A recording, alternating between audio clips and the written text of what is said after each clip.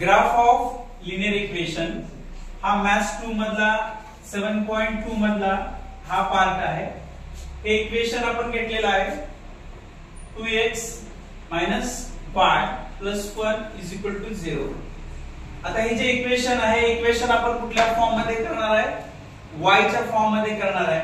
त्यामुळे ह्या बरोबर चिन्हाच्या इकडे 1 आणि हे 2x आपण येणार आहे। त्याच्यामुळे काय झालं, the sine will be changes, -y = -2x - 1 त्याची चिन्ह बदललेले आहे।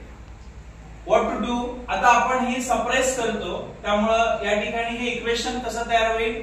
Now the linear equation is y = 2x + 1। Now how to take the points, आता आपण याच्यावरून आलेख काढण्यासाठी ग्राफ काढण्यासाठी कसे घेणार, तर या ठिकाणी आपण y च्या ठिकाणी तुमच्या आपोआपच किमती कशा येतात बघा। x ची किंमत मी 1 ठेवली आहे, x ची किंमत जर मी 1 ठेवली तर बघा 2x + 1 x = 1 + 1 2 × 1 2 + 1 = 3। म्हणजे मी काय केलं की या ठिकाणी x ची किंमत मी माझ्या मनाने घेतली, एक किंमत मी घेतली ती x च्या ठिकाणी ठेवली, बे के बे अधिक 1 म्हणजे 2 अधिक 1 किती आली 3, म्हणजे y ची किंमत किती आली 3। आणि पहिला आपला कोऑर्डिनेट आला, तो कोऑर्डिनेट काय आला 1 आणि 3। आपण ग्राफ वरती जे कोऑर्डिनेट घेतो, किमान आपल्याला ग्राफ काढण्यासाठी किती कोऑर्डिनेट पाहिजे, 3 कोऑर्डिनेट पाहिजे। त्यातला आपला पहिला कोऑर्डिनेट मिळालेला आहे। आता मी या ठिकाणी x ची किंमत 1 घेतलेली आहे, I am taking the value of x = 1। तुम्ही सुद्धा घेऊ शकता। सांगा मी x ची किंमत इथे किती घेऊ, किती घेऊ सांगा 2। ठीक आहे 2 घेतली, x ची किंमत 2 घेतली तर 2x + 1 2 × 2 + 1 2 2 4 + 1 4 + 1 5। म्हणजे काय केलं मी, x ची किंमत जी 2 आली ती मी x च्या ठिकाणी ठेवली, 2 × 2 4 बेदोनी 4, त्याच्यात किती मिळवले 1, म्हणजे किंमत किती आली 5। म्हणजे आपल्याला दुसरा कोऑर्डिनेट पॉइंट मिळालेला आहे, तो काय आहे 2 आणि 5।